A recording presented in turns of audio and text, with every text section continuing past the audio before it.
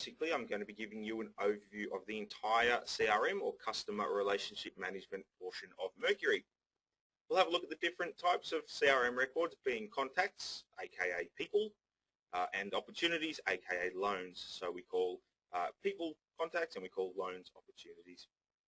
We'll have a look at the notes and the note-taking features in Mercury, so where we can record notes against the various types of records. We'll have a look at the task and workflow management side of things as well. So a few tools in Mercury to help you better organize, or at least sort of keep some sort of workflow and customize your workflow to Mercury, or vice versa. We'll have a look at the mail merge, so how to actually merge a record. I won't be going in depth into the mail merge, as that they are covered in their own webinar, I think maybe tomorrow. And same with calculators. I'll give you a quick look at the calculators, but again, they do have their own specific webinar, which go into them in depth. So on that note, we will jump into Mercury. So here it is here. So where we're concentrating today in Mercury is this CRM tab. We will sort of bounce out to the dashboard once or twice during the webinar, however. There are a couple of things that I will show you, mainly to do with the tasks and calendar down here. But we'll jump into the CRM. When you click on the CRM, this is the first thing you see. So this is what it looks like when you first jump in there. Now, before I actually jump into a record and start filling it out, I just want to, I guess, set a bit of a scene. I want to try and give you a bit of background into the CRM, or at least a bit of a look into the back end of it. How I like to describe the CRM is essentially two individual databases. So this isn't just one big database. Think of it more like two separate databases. In one database, we keep our contacts or our people. In the other database, we keep all our home loans. What we can then do is create links between the two. So the people side of things, I like to call that a dynamic database. I've termed it that because it is ever-changing. How that works in theory, in practice rather, is you have Joe Bloggs come to you for a loan, you do his first home loan, you go through all his details, you fill out a people record for him where you record all of his personal details, you go through, you then do an opportunity, you do the loan, and it's all settled. 5 years' time, he comes back to you and he says, I want to refinance now, use a bit of equity to buy an investment property, fairly common. What you then do is you go into his people record and you actually update it. So you don't create a new one for him, you pull out the old one and you update his income, and that he's now married, and then he's now got a dependent, and that he's got some more assets and so on. So you update his existing record. It's dynamic, it changes over time. On the other hand, we look at the loan records you've created. First time round, you created an opportunity for him, and what you were essentially doing is you were taking a snapshot of that point in time. So I've termed the opportunity side of things a static database. It doesn't change from one opportunity to another. So the first snapshot you took had to do with his home loan. So you took out into everything into account which would affect his home loan at that point in time, and it's saved there essentially forever. 5 years later, he comes back to you for his refinance. You wouldn't go back and update the old opportunity. You would start a completely new one, and you would take another snapshot in time of all the details which have to do with that opportunity at that point in time. So I guess that's just a little bit of almost philosophy behind the database, and hopefully that will help you to understand it a little bit better. And what we do is we then create links between the two. So it's called a many-to-many relationship. What that means is we can have many people attached to a single opportunity, or we can have many opportunities attached to a single person, and many opportunities to many people. So it's called a many-to-many relationship database. And on that note, what we will now do is we will jump into a record and we will go through how to complete both a people and a loan record. So first thing to do is click on new person here, but before I do that, one little tip from someone who generally is terrible at using CRMs. Before you enter a new person in, always check to make sure they don't already exist. It might be a case your new client's been shopping around. Little do you know, they contacted your office a few days ago, spoke to someone else, and that someone else has put their details in. In order to make sure there's no duplication, let's search for the person first now. I'm going to use the same person I use pretty much every time, so he's going to appear a lot, but I'm going to pretend he doesn't. So I put in Andrew Cody. You can see I use the same person all the time for this particular webinar. I'm going to pretend he doesn't exist, so it's time to create a new record. Do that by clicking New Person. Give it a second or two, and there we have it. We're now, excuse me, we're now into our people record. Now, much of this data is fairly straightforward. I will go through every field, and I'll just point out a couple of unique things. So the first thing first, title, very straightforward. Now, first name, again, I'm going to use Andrew. Last name, I'm going to use Cody. And middle name this week can be John. Now, I use the name Andrew for the salutation field. So I use Andrew so as I can demonstrate the salutation field. Andrew is my new client's first name. What I've picked up, however, I've called him a few times and he's picked up the phone and he's introduced himself as Andy. I've heard his wife refer to him as Andy a couple of times. On his emails, he signs it off, kind regards, Andy. I've got the general idea that he just goes by the name Andy. So what I'm going to do, I'm going to put that into salutation. What I can then do is I can use the merge fields, for example, when doing letters to him, and I can choose whether to use the salutation or the first name. So the other common time I might use the salutation field is when I have someone from overseas who has come to Australia and they've taken on an English name or an Anglo-Saxon name. It is quite common, and what you would then do, you would put their proper first name there, and you would put their assumed name, or their also known as, under salutation. You can then choose which one you want to use. If they don't have a sort of a short name, let's say their name was Aaron, like mine, generally don't have a salutation, I will just leave the salutation field blank. Gender, pretty straightforward, obviously. Date of birth, let's make it the 15th of the 8th, 1978, and we'll say he's married with one child. Contact details, there are 4 fields here for phone numbers. I can actually designate which fields I want to have which phone number. You can see the drop down there. Let's just whack in some numbers here. And what we'll also see, once we get to mobile, when I put a mobile number in here, you can see this little icon just next to the field just lit up. I can now actually send Andrew an SMS straight from here. And to do that, click on the SMS field, put in our message, that'll do, click on send, and I've just actually sent Andrew an SMS. And over here in the notes, you'll see we now have a note here. It's actually kept a record of that. So I'll show you the notes in a little more detail soon. We can choose to use as many or as few of these as we like. I'm just going to leave it at that for now. Let's put in an email address. We can put in more than one email address. You can see we can put in up to 3.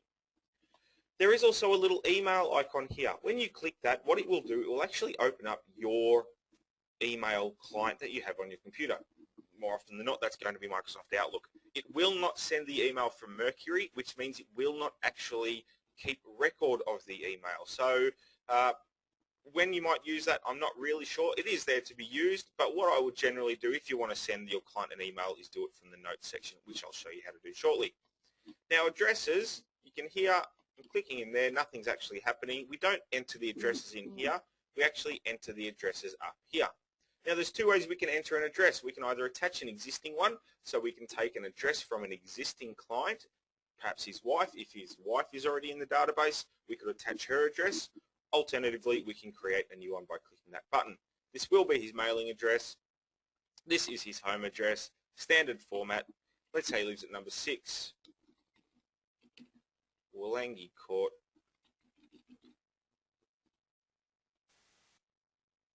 in Greensboro, Victoria 3088, and always put in the country field as a matter of practice. So there we go, we've put in his home address. I'm just going to link an address as well. I'll show you once how to link. It works the same way anywhere you see this little chain link. So click on the link. Let's say Andrew's wife this week can be Albertha Smith. Hopefully she'll appear. Oops, I think I've missed a couple of letters there. Let's just look for Smith instead. So let's search for Smith. Let's find someone with an address that he can be married to. And seems to be a few missing this week, so we'll just use John Smith's address. So click on that one, click choose, and you can see that it's linked it in there, and I'm going to change that to his business address. So you can see how I've just linked in an address. As I said, anywhere you see that little link works the same way. Click it, do a search for the person or the other detail you want, and choose it. Back to details, and you can see I now have an address in here, and if I drop that down, I actually have two.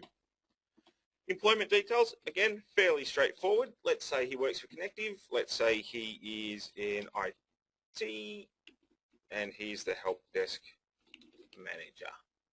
His status is full-time. He commenced. Let's pluck a date out of here. So I'm going to use the little calendar, and we'll just say nice, neat, $100,000. Driver's license number, date of expiry on his driver's license, and it's a Victorian driver's license. Now, categories. Categories is a very, very handy tool for categorizing certain groups of people in your database. You can use the categories however you like. You can create as many as you like. You can create them however you like, as in called whatever you like. Some examples we have, and if I click view, you can see them. Footy team supporters, high-value client, over 55s, potential clients, property investors, rides motorbikes, so on and so forth. So there's a whole range of ways you can actually use the categories. Then what you can do, you can click on the categories that you want Andrew to actually appear in. Click on OK, and you can see they are there now. When we jump back to the main CRM page later on, I'll actually show you how you can then use the categories to pull out one particular group of people. There are two check boxes here, no email marketing and mark as private. No email marketing, if you know that Andrew probably wouldn't be really keen to receive group emails, essentially marketing, say RBA updates or anything like that, you can check that box and he will be left out of any mail merges which are done, which might otherwise have included him.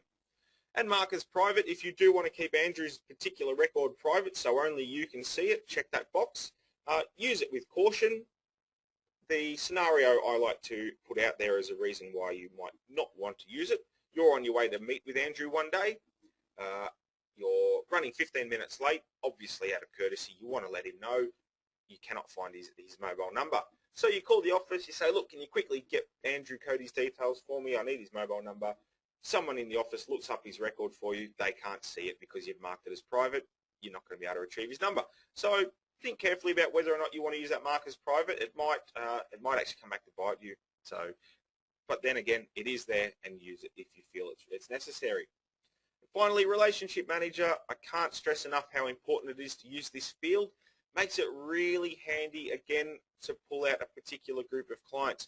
You can use the relationship manager as a search field, and it really helps and makes it simple to pull out a group of clients. I'm going to mark this as Joe Webinar, the person I'm logged in as at the moment. Let's say Joe Webinar leaves my company one day. It's going to be really easy to pull out all of his clients and either reassign them as a relationship manager to another relationship manager or something, because I can just apply Joe Webinar as a search filter from the CRM and pull out all of his clients. So I strongly recommend using Relationship Manager.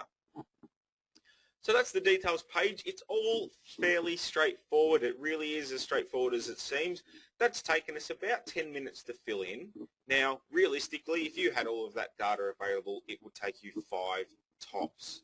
So I really recommend and encourage you to use the CRM and fill it in in its entirety. You now have all of his details easily accessible on hand, and that's extremely valuable. What we'll do now, we'll work through these sections down here, and I'll show you how we can complete Andrew's record. Now, addresses we've already looked at, so I'll skip over addresses. Notes. This is part of the note-keeping system in Mercury. Now, notes exist on both opportunities and people. They do not, carry across both, so if you put a note against a person, it will not appear against an opportunity. There are opportunity-specific notes. There are people-specific notes, which is why they exist in both.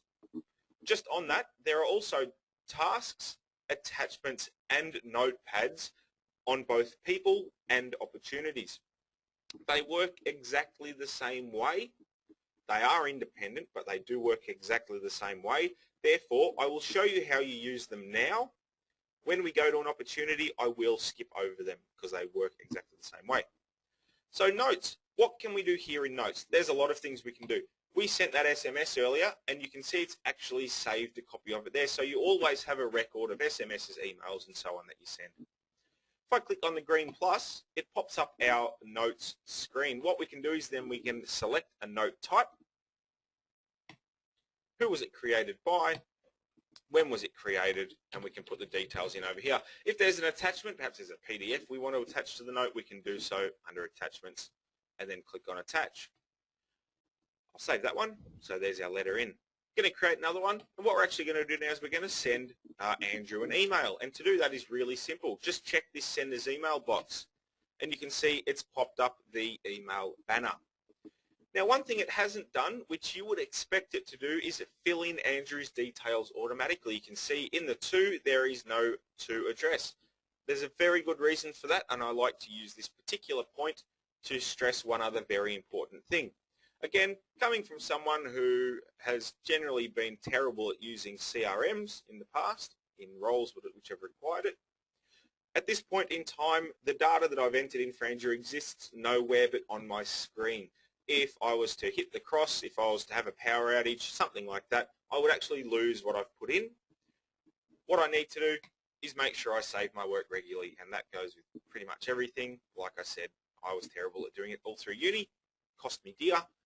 Click on Save Changes. What that's now done is shot that up into our database. It's now stored safely, securely, in triplicate, backed up, all that sort of stuff.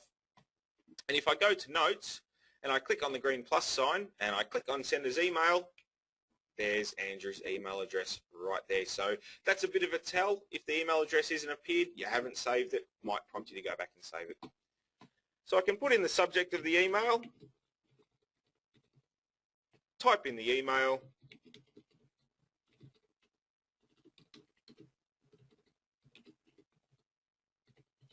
something like that. Alternatively, what I can do is I can apply an email template. I'm not going to show you how to set up templates today. That is done in the customization webinar, but I'll show you how to apply them. See this little button, this little icon just next to the subject line, and if I mouse over it, it says Apply Email Template. Click on that button. There are the 4 templates that I currently have. I can then select one and click on Choose, and there it is. You can see it's actually put in Dear Andy, so I've obviously in my template used the salutation merge tag, and there's the email that we've actually put together in our email templates. Click on Send and Save. That sends that email off to Andy, and it creates a record here again. There it is, email out, Joe Webinar. There's the email that we just sent Andrew. So that's how we can use the notes section to send emails, keep notes, and so on. Tasks next. Again, I'll just show you once here, and we'll skip over it when we get to an opportunity. And this is where we're actually going to bounce out to the dashboard once or twice. What I want to do now is I need to make an appointment to meet with Andrew. So we need to do a face-to-face interview, or a bit of a chat. I need to go and meet with Andrew. So what I'm going to do, I'm going to create a task, and I'm going to create a task for my admin assistant to arrange an appointment for me. So task type will be a phone call. Subject will be arrange appointment. I can type, there we go. It's a phone call. The owner is Joe Webinar, so that's me. The delegate, I would then delegate it to my admin assistant or to whoever would be responsible for actually calling Andrew. I'm going to leave it as Joe Webinar, however, so we can see it. What is the due date? So when does this task need to be completed, or which day does it need to be completed on? I'm going to make that today's date. Call and arrange appointment, call and arrange meeting at local cafe. So I like to go out, meet with my prospective clients at a local cafe somewhere close and central for them. Oops, I've just knocked escape accidentally. Let me quickly whack that back in. So appointment, it's a phone call, Joe Webinar, Joe Webinar. So arrange meeting locally. So I like to go out, meet with my clients, sit down, discuss their requirements. So click on Save. There's my task, and what I'm going to do now, I'm actually going to jump out to the dashboard. Go to Dashboard, click on the little refresh on our task list, and there's that task that I just created. So you can see Now that task is due today, therefore it's appeared. The task list on your dashboard will show all tasks due today and all tasks up to 14 days overdue. So what I will now do is I'm going to jump back into the CRM, back into the record. I've called Andrew, or my admin assistant has called Andrew, and arranged the appointment. So I'm going to mark that as being complete, and I do that by checking this box. Click on that. That task is now complete. Off the back of that, I now have a calendar appointment to put in, the meeting. So I need to click the green plus again. This time it's a meeting with Andrew. Task type is an appointment. I'm going to check this display in calendar, and what you will see, we now get a start and an end date and time as well, because it's actually going to go into my calendar. So the appointment was for tomorrow, so the 10th. It was at, let's say, 2:30, and it was to end at 3:30. So about an hour-long appointment. Meeting with Andrew at Wattle in Hurstbridge. So I know where I'm going. Click on Save, and there's my meeting with Andrew. You can see it's blue, which means it's due tomorrow or due in the future. If I go back to the dashboard now, and if I refresh the task list, that task disappears because it has been completed. And if I click the refresh calendar, there is my calendar appointment for tomorrow. So my calendar will show me everything in today and I think 4 days into the future. So you can see how the tasks work. I created a task to arrange an appointment. It appeared on my dashboard. I completed that, created a calendar entry for my actual appointment, and it's appeared in my calendar list. Back to the CRM. So that's the task just there. And as I said, works the same in an opportunity. Financials is next. Now, a few people get a little bit confused occasionally. What is the difference between assets and liabilities, which exist on an opportunity, and you'll see shortly, and the financials on a person record? Financials is everything that is going to affect servicing. So incomes, expenses, credit cards, and so on.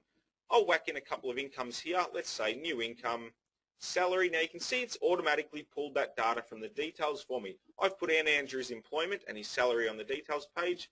It's entered that in for me.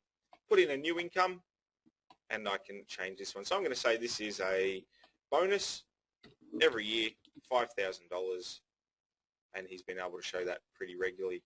When did he start? Let's go back a few years. That'll do. Expenses, Andrew has a credit card, good old credit card, everyone's got a credit card, $75 per month he pays. The outstanding balance is $2,900 and the credit limit is $10,000. That's going to affect servicing, make sure it goes in there. And we'll say he also has a car loan. Again, he pays $200 per month. The balance is $8,900 and there's no credit limit. So there are his financials, his incomes, and his expenses. And what you'll see later on, when we go to an opportunity, I'm going to open a borrowing capacity calculation, and you'll see how all this data actually gets pulled across into that automatically for me. So this is everything that will affect servicing. Attachments, I can attach anything to the record. Perhaps he sent me a scan of some ID, he sent me a PDF of a pay slip, he sent me something that is important that needs to be stored against his record. I can attach that. Obviously, I need to save it to my computer. Click on Attach. I'll go from File. It'll open up my computer. I can then click on what it is that I want to actually attach. Click Open, and it will upload that for me. And in just a moment, it will appear here. The beauty of this particular feature is anywhere I can log into Mercury, I can get that document. It is stored securely. It is encrypted in transit. It is backed up, I believe, maybe in duplicate, possibly in triplicate. So safe, secure, and stored safely. And I can then get it anywhere I can log into Mercury. I can get that document. Notepad, essentially scribble space. You can use it for whatever you like. Some people use it to essentially put in a step-by-step of what's happened, what needs to happen, as a way of messaging other people who may be working on this particular record. Otherwise, you can use it however you like. You can put in your text. You can click on stamp, so we can time stamp it. So you can see there on the Wednesday the 9th Joe webinar, put in that gibberish, and you can put in more and then time stamp it. Opportunities, I'm just going to skip this for a second and we'll come back to that in a moment. The last thing I want to look at here is relationships. We can create relationships between two or more people in our database. They can be formal and informal. If Andrew is married, if his wife is already in our database, we can link her by clicking on Attach Existing Person, do a search for his wife. There's Albertha Smith. Click on Choose, and there she is linked in. I can then set the relationship to married, and I will make it a formal relationship in this case, and I will show you what that does in a moment. We can also add a child. So Andrew and Albertha have a child. Click on Add Child. It's Fred Cody. Date of birth was last year and male. Click Save. Is Fred also a child of Albertha? Yes, he is. Click on Yes, and you can see it's now created that child. I can double click on Albertha to open her record from here as well. Now what I'm going to do, I'm going to save that because it's always good to save your work. Click on Opportunities, and now I want to create a loan for Andrew. Before we do that, we'll do a quick recap. There are all these details. Again, took a few minutes.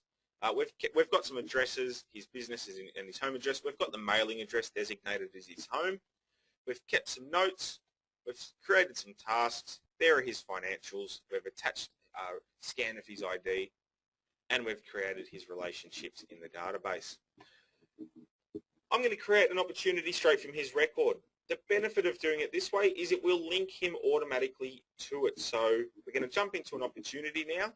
Click on New, click on Home Loans, give it a second, and it's going to open an opportunity. One important thing has now happened. Well, two. It's opened the opportunity. One other thing has now happened. Under Contacts, you can see there is two, and if I click on that, there's Andrew and Albertha. So you can see how it is linked in the person from whom I started the application, and also anyone he was in a formal relationship with, in this case Albertha. Now Albertha obviously doesn't have gender set on her record.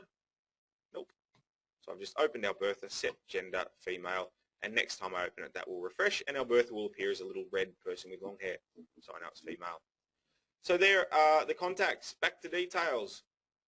Looks very similar to person record, but obviously this is now to do with the loan. So we've created the person record. That's our dynamic record. We're now going to take a snapshot in time of everything to do with our clients and this particular loan. This is I'm going to name it. Another tip from someone who was terrible at using CRMs: name things, name them appropriately, makes them easy to find later on down the track. I'm going to call this Cody A, Smith A, First Home. I can identify this now quite easily. That's just one example of how you might name things. Work out whatever is best and works for you. Once you've done that, communicate that with everyone else who will be using your database and get a formula, get a standard way of naming transactions happening. So everyone knows the way you must name a transaction is, in this case it might be last name, first initial, last name, first initial, and then what is it? It might be the address of the property with a name, but really get in the habit of naming things and naming them like that, and having a standard makes things really easy later on. The loan writer is Joe Webinar. The admin, I'll make the admin Alma Fudd, and the supervisor Tim McMinn.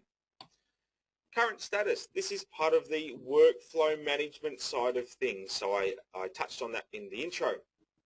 This is the main tool to help you monitor an opportunity and how it's moving through your workflow. You can customize the statuses in your database. I won't be showing you how to do that today. That's in the admin and customization module webinar. But how we actually change the status is pretty simple. Every single opportunity in your database will always begin life as a lead. You cannot stop that from happening. There is a reason for that, and it is for the reporting tools. Without one standard status, the reporting tools wouldn't be as accurate. So we've created that constant. From lead, we can move it along. Click on the green arrow. You can see old status is lead. What is the new status? There are the options that we have available. Let's move this into appointed. Click on OK. That is an auto action. So what this means is in our admin side of things, we've set up an auto action. Every single time an opportunity is moved into appointed, there are three things that we want to happen every time. An email is to be sent. You can see from Joe to the applicants. I'll just get rid of Albertha with this email. Dear Andrew Cody and Albertha Smith, thank you for choosing my business. I've been assigned as your loan writer. An SMS is to be sent from that number to our client. Please note, that's to our loan writer. Please note, Andrew Cody and Albertha Smith have been assigned to you. And a task template is to be applied to the opportunity. Task template is the new lead template, and there are the 5 tasks. I can choose to not have one of these happen, and I can actually change them here. Once you're done, process selected actions, and it's done. So I've just sent an email, in theory, sent an SMS, and applied a task template to this particular record. And I've set that up to happen every time our loan is moved into appointed. So I've moved that into appointed. What I can do is I can actually go to the history section, which I'll do right now, and I can see the history of each status change in this particular record. So on the 9th of the 11th, it was created as a lead. On the 9th of the 11th, it was moved from lead to appointed. Every time it changes, I can then see how long it's taken in days to go from one to the other. Lead source, if your list loan came from a particular lead source, we can select it there. Did it come from a campaign? If it did, we can select the campaign here. Internal reference just allows you to put your own internal reference on a record. It's an opportunity home loan. I'll show you what the add to my workspace does later. Now at this point in time, you're probably not going to put in lenders and loan amounts. By now, you would then go and do some calculations, discuss it with your client to work out the best lender, best product, the amount they need to borrow. However, I'm going to put all this data in. Let's say this time round they are going to go with Commonwealth Bank, and they need to borrow $425,000. There is no existing amount. It's not a refinance. Security value and LVR, you'll see I cannot actually type in there. That's because these figures are derived from the assets and liabilities. I'm going to jump into the assets and liabilities now and show you how they work. So we saw the financials, which were on the person record. We now have assets and liabilities. What's the difference? Financials are anything which is going to affect servicing. Assets and liabilities is, I believe the correct term is anything that's going to affect their balance sheet. So as brokers, I would assume you know what that means. I'm not a broker, so not entirely sure what that means, but think of it like that. Financials, servicing, assets and liabilities, balance sheet, and things like securities. So we need to put in an asset. To do that, click on New. We can link in existing ones, but I'm going to create a new one. This is going to be the real estate. So this is the property they're purchasing. Let's make it $500,000 this time round. Applicant estimate, owner occupied, yes, to be used as security, yes, it is to be purchased. And I'll copy this address from the applicants. So it is their home address, 8 Willangi Court, which they're looking at purchasing. There is no rental income. If there was, we could put that in here. There are no existing mortgages. If there was, we could put that in here. Click on Save, and there's our security asset that we're going to use. We can also put in other assets, cars, cash, so on and so forth, gifts, or we can put in liabilities as well, credit cards, HECS, commercial bills, maintenance, and so on. I'll just leave that for now as the asset. Back to the details, and what you'll now see, there we go, we now have a security value and an LVR. So it's pulled out that security value, compared it against the loan amount we've put in here, and it's given us a security value and an LVR. 85%, we do need LMI, so I'm going to put an LMI of, let's say, $9,500 for a $425,000 loan. There we go. Now, status notes, again, this can be used for a number of things, but it can be used, I would recommend, for any important notes that need to be noted. For example, an example I came across the other day, I had a broker who had originally decided to go with one particular lender, and then at the 11th hour, they had changed lender. So what I recommended they do, just so they can always have record that they were heading down one path and then at the last second jagged off to a different path, just put in the status notes. Originally with CBA, changed lender to ANZ on 9/11/2011. Something like that. That might be what you want to use the status notes for. But again, it's a little bit up to you exactly how you want to use it. Transaction type is next. Is it a pre-approval, purchase, refinance, or variation? This is just a straight purchase. Lender reference at this point we won't have. You will get the lender reference once the loan has been submitted and they've actually sent it to you. Same with apply online ID. 5 date fields here for milestones on the opportunity. I won't fill these in, but you can see them all there, pretty straightforward. And categories, same as people, only different types of categories. This obviously is loan specific. So 3-year fixed, first home buyer, full doc, click OK. We've put those categories in. So that's the details side of an opportunity. We'll quickly work through these sections down the left-hand side. Contacts we've already seen. Just a couple of things to note. We can actually SMS and email straight from here as well. Notes, I've demonstrated under person as I have with tasks and attachments. Questionnaires, a really handy tool for sending out questionnaires, things like fact finds, very good for NCCP. What we can do here is we can send our clients an electronic questionnaire. We have a couple of master templates available. The responsible lending fact find right there in the broker checklist. You can either use it as it is, or you can customize it, or you can create your own from scratch. Again, not showing you how to do that today. That is done in the admin module customization webinar. But what we can do once we've decided on our questionnaire, click on the one we want, click choose. It'll pop up the actual questionnaire so we can preview it. Yes, that is the correct one. Close it down, and there it is. What we can now do is click on email link to question set, and it pops up our little notes section with an email. There is the email text which we have previously put in the actual questionnaire or the question sets editor. Again, I'm going to get rid of that email address. Once you're done, you hit send and save, and your client will be sent this email. They can then click this launch the questionnaire button. They can then open up the questionnaire. It looks like this. They can fill it out, so they can do this in their own time. They get home from work, they can have dinner, make a cup of tea, sit down, fill out the questionnaire. They then click on submit. They get a little message saying uploading, saving responses to database. Once that's finished, you can then come in here, open up this questionnaire, and all their responses will be there. So just as you'll receive an email with all the answers, and also the, as I said, all the responses will be saved there. You can then come in here at any time, double click on it, open it up, and see the responses. All the responses are audited. What that means is we keep track of when they were created, if they're ever changed, what was changed, the old values, the new values, and who actually changed it. So for legal reasons, one day you might need to demonstrate that you are just doing what was sort of based off the information given to you under the fact find. If your client had been in and changed things in the meantime, we can actually see what's been changed, when it was changed, what it was from, and what it was to. Very, very handy tool. This then feeds into the preliminary assessment, which is part of your NCCP. Notepad we've looked at, assets and liabilities we've looked at, calculations next. What we can do here, we can either attach an existing calculation or we can create a new one. I'm going to create a new borrowing capacity. I'm going to do that so as you can see how it will autofill.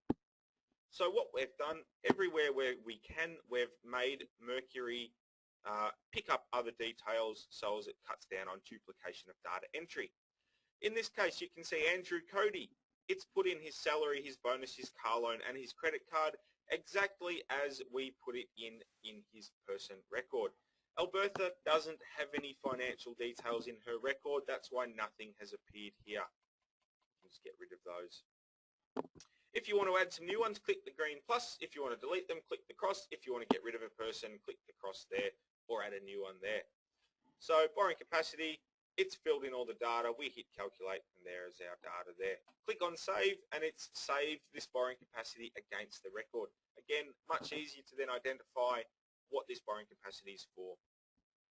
We can also attach an existing one by clicking attach funding position. Perhaps they've gone for 2 loans in very short succession and the funding position they used last time is relevant to the one they're using this time. So we can actually pull that out, click on choose, and you can see it just links it in there straight for us. Same with product comparison as well. I'm going to quickly open up an existing product comparison. so as I can show you the products tab. There we go. What I can do, the next section in the actual, okay, there we go. The next section in the opportunity record is the product section, and this is where we can actually keep track of the product they settled on, the amount they settled on, and the rate they were paying. Now, there's two ways we can enter a product into here. We can either click on the green plus sign, find the product, click on the one they're going to use, and then that one. There we go. Oh, goodness. Click on that one, click use product, and it pulls it in there. Alternatively, what we can do is we can import it straight from the product comparison. So we're going to go back to calculations, open up this product comparison, and we have our products here, and we want to use this product. So this is the one we want to actually apply for. I've clicked on it, and I'm going to click apply product to loan. I've clicked on that, and you can see it jumps back to the actual opportunity, and it's put that product in there for me. So that was the one in the product comparison. Now, every now and then you might come across a scenario where perhaps Mercury data isn't completely up to date. Maybe CBA have just changed their rates. We haven't yet been able to update that. It's happening but hasn't yet. We can change the information here, and we can do that by double clicking. It opens up the rate card. We can then change the rates. So we can drop that down. Maybe they've lost 5 basis points, so we can get rid of that. Maybe pull that one down by 5 as well.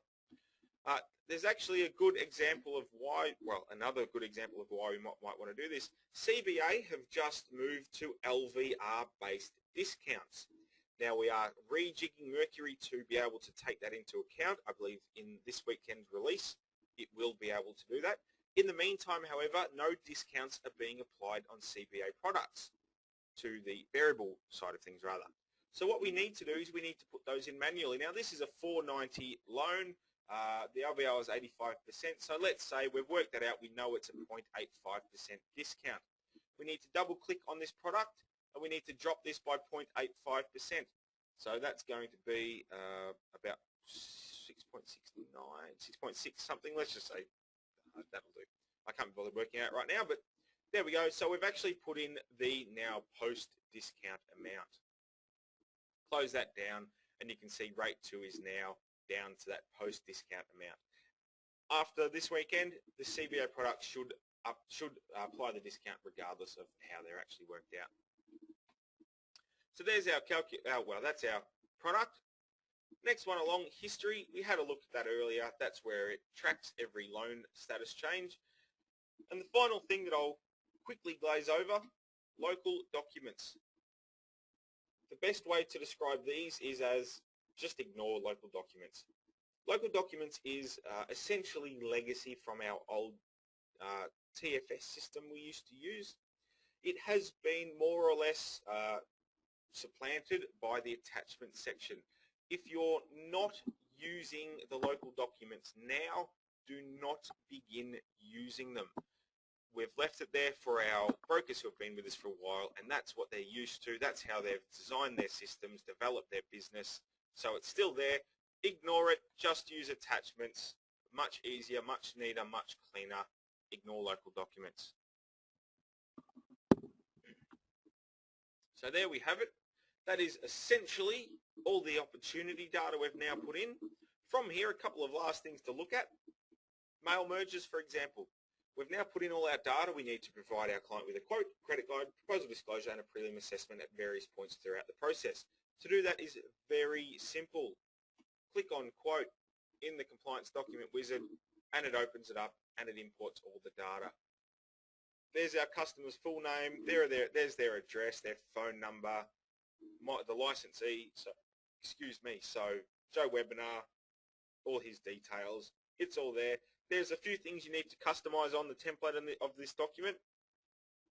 Click on OK, and under attachments, it will keep a record of every document that you create right here. Credit guide, same thing again. Click on credit guide. There it is there. Again, all our details are in there. Scrolling down. There's all the data that we need.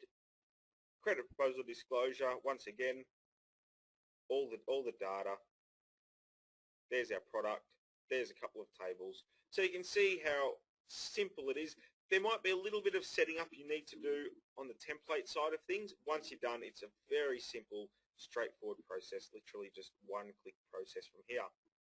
And every single time you generate a document, it will be kept here for you. You can always go back to it, have a look at it, or download it. So there we have it. That's a complete person and a complete opportunity record filled out in full, linked together, the whole process done. I'm going to save out of this now. I've just hit save and exit, and what it's done is it's taken me back to the screen from which I came, that being the opportunity section in Andrew's record. So I need to save and exit once again. And there it is.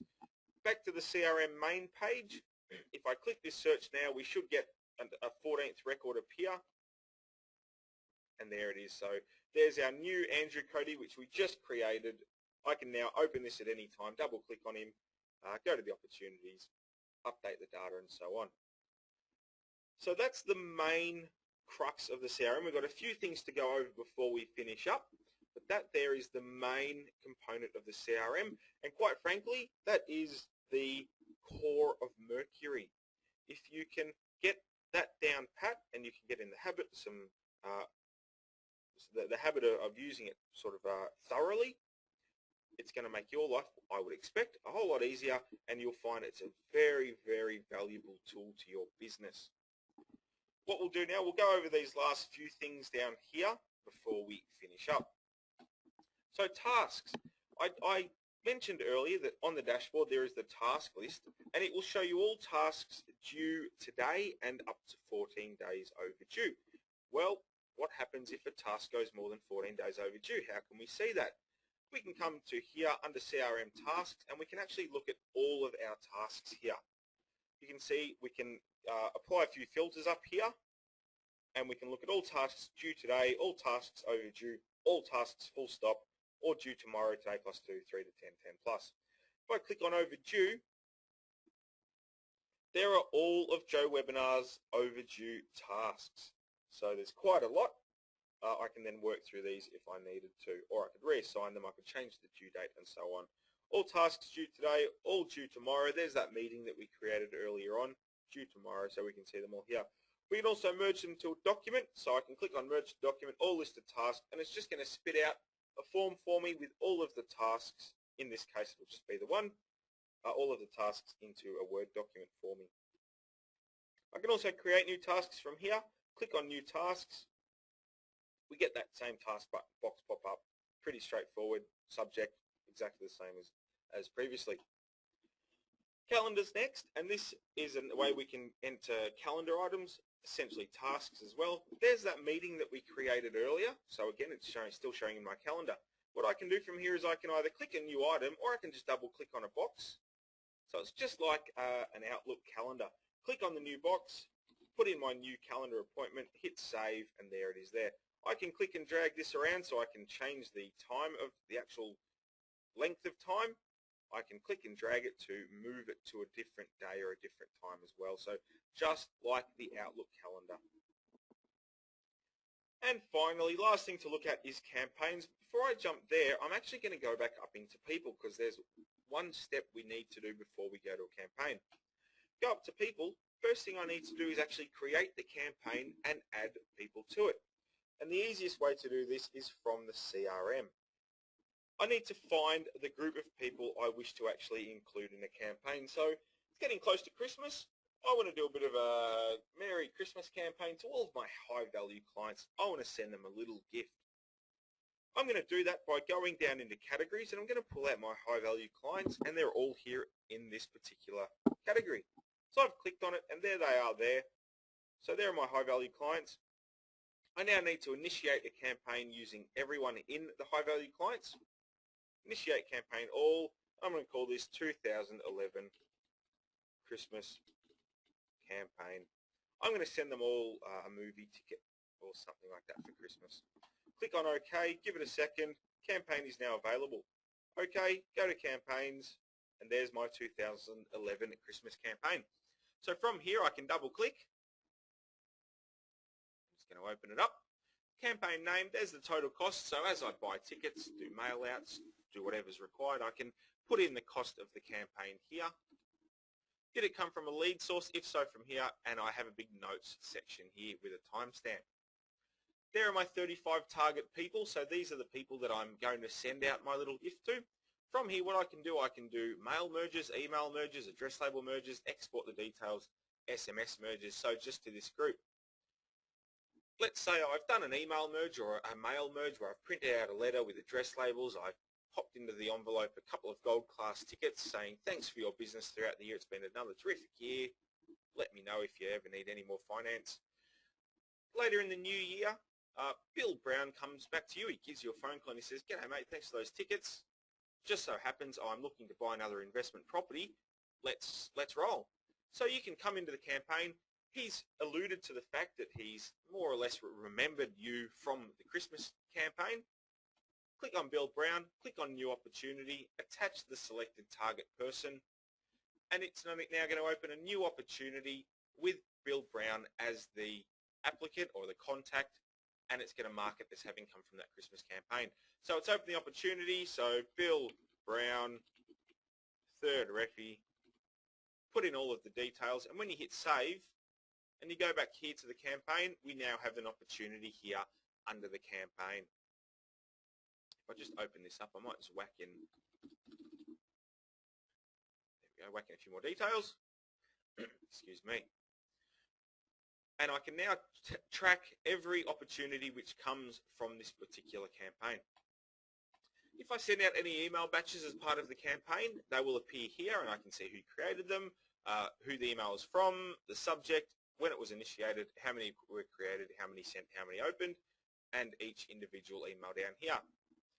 And then finally, I'll have some reporting tools as well. As I add opportunities into this particular campaign, they will add to the value, and as they move through my workflow and move into each status group, they will move down here as well, so I can get a bit of an idea on the success rate of each particular campaign. So if I get down here and I end up with 15 loans in the post-settlement and there's a couple of $1 million value, that's been a pretty good campaign. I can then compare that with the actual cost of the campaign, work out what was a good spend and what wasn't. So that's the campaign side of things as well. Save and exit, and we're done. And that is essentially the CRM webinar. So we are finished.